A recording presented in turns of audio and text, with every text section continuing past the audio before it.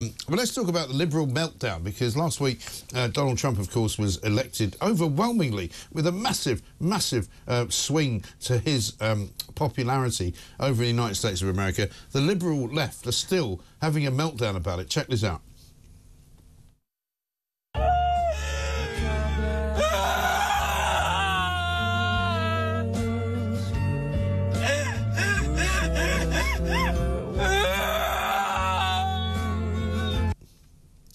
I mean, maybe he ought to take that stuff off his face. You know, might have a better chance of getting the job. Meanwhile, you might remember Peter Bleksley's here with me, by the way. Peter, you might remember Rory Stewart last week, the man who predicted that Kamala Harris was going to win. He was so sure that he put a £100,000 bet on and told everybody that the polls were getting it all wrong. It wasn't going to be close. It wasn't even going to be anywhere near a scenario where it was neck and neck. Kamala Harris was going to win big. And, of course, he then had to admit that he got it massively wrong. He does a podcast with Alistair Campbell, that man who knows the truth, you know, like we all know a lie. Let's have a look at what he had to say. Having had a couple of days to reflect on it, it sort of looks a bit more obvious now than any of us really felt it. But I think when you really try to drill into it, we were sort of projecting Kamala Harris, and there was a lot of wishful thinking, both of us, I think, but we were projecting a sense of the Democratic Party that I think a lot of Americans had already rejected. So we were thinking that Trump was the big sort of bogey man. He was the hate figure, and because of the hate there was against him, that was going to see him not win. But actually, I think we underestimated how many people had already written off the Democrats. In other words, we got it completely wrong. We are completely useless, and probably we should never, ever be seen again talking about politics. It's just blah, blah, blah, isn't it? Yeah, it's rubbish. They've literally got it completely wrong. Oh, wishful thinking, he calls it. Oh, we thought that the Americans hated Donald Trump, so we thought that Kamala Harris would win.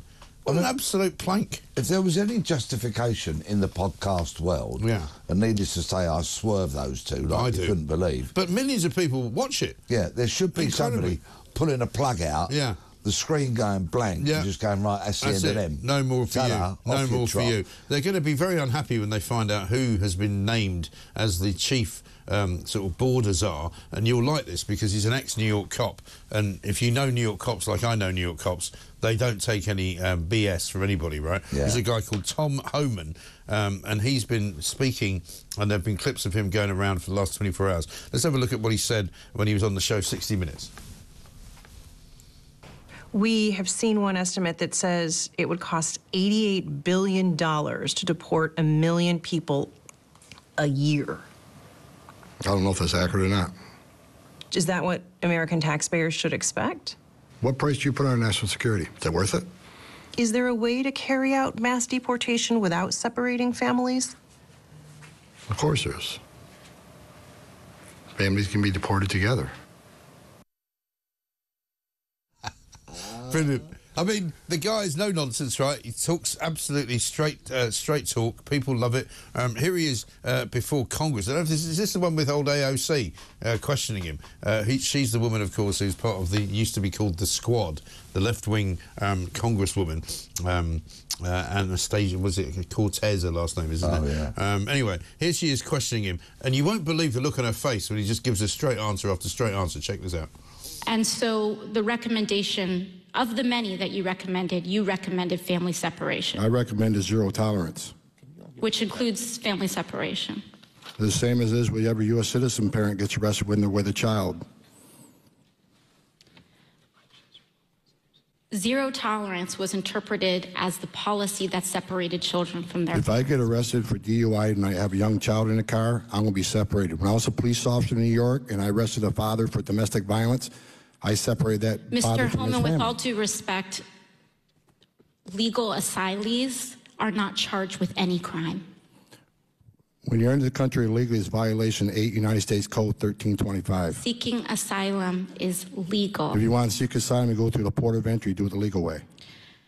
The Attorney General of the United States has made that clear. Okay. Yeah, okay. Yeah, you lost. AOC there, nil. Tom Homan won. I mean, this is a guy who knows his stuff, right? He knows the law. He quotes the law back at her. She says, well, you know, how can you separate families? And he quite rightly says, well, if you get arrested for drunk driving, you got a child in the car, you get separated from the child. In my wildest dreams, Tom invites me over to his for a barbecue one Sunday afternoon. Right. Can you imagine? I know. What a hoot he must be. He would be brilliant. But also, why can't we find somebody like him to do the same business here and talk absolute turkey to the people who say, oh, but you can't separate the families, oh, but they're all desperate people, oh, but you can't deport them, oh, you know. Because there is a fundamental difference.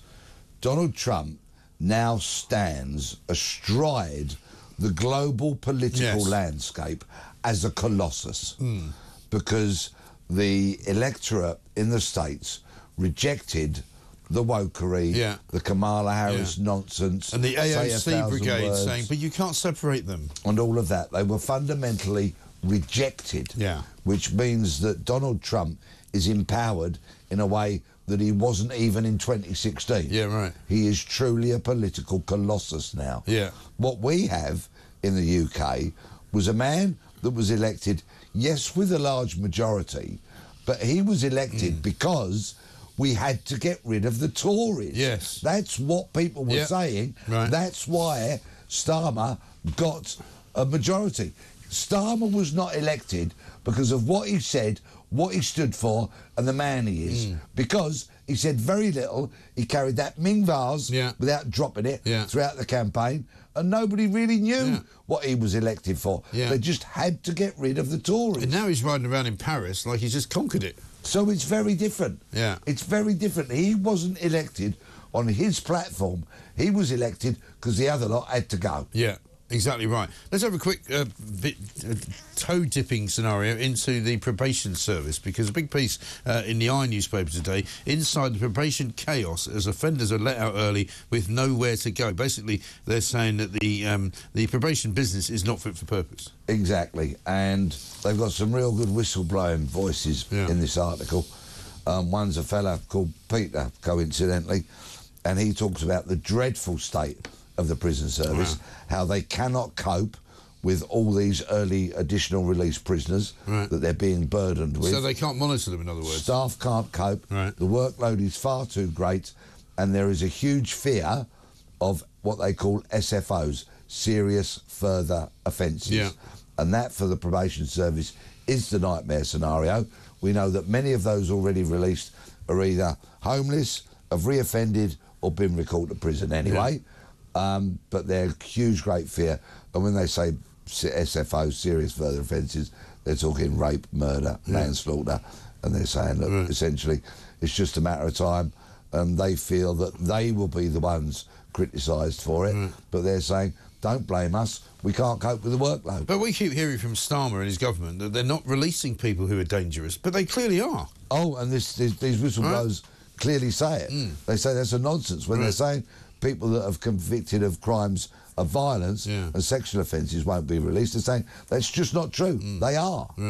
It is ridiculous, isn't it? And when you think about it, all of these things that are coming to pass were warned about. You know, we said it at the time. I mean, he was asked a question. He got very chippy. He was in Northern Ireland, I think, Keir Starmer, and somebody asked him a question when the news came out that they were going to start letting people out early. Can you guarantee to the British public that you will not be causing them harm or wishing anything on them which is likely to be distressing? And he said, of course everybody will be monitored, of course. And he was like, he hated the question. He was like, of course everything's going to be fine. And of course it isn't fine. No, far from it. I mean, failing to build sufficient prisons is a failing of repeated governments. Yes, of course. For decades. Even the most basic maths will tell you, as the population increases, so the prison population will increase. So you need more jails. Yes. And yet they didn't build enough. And this is the dreadful situation we find ourselves in. If we look at the lack of patrolling by police services, if we look at how the streets have been surrendered and the criminals now rule, the real unpalatable, dreadful thing that I have to say is that Britain is increasingly becoming less and less safe for its citizens. It is. Absolutely right. I couldn't agree more. Peter, good to talk to you. We've got more to come from Peter Bleksley. We've got more to talk about as well. 3,000 pupils. Here's something else that we predicted. 3,000 pupils from the private school sector are apparently going to be going into the state school sector, and that's just the ones we know about who have actually applied. And we know that it's true because they've applied to move back into the state school sector. These are parents who have applied to send their children back out of private schools because they can't afford the VAT. We told them that would happen. Meanwhile, Keir Starmer is apparently going to be asked to contribute a huge amount of money into a climate fund. He's also being asked to contribute a huge amount of money into Ukraine. Also, working from home apparently means that you spend more time asleep. Who knew? This is Talk.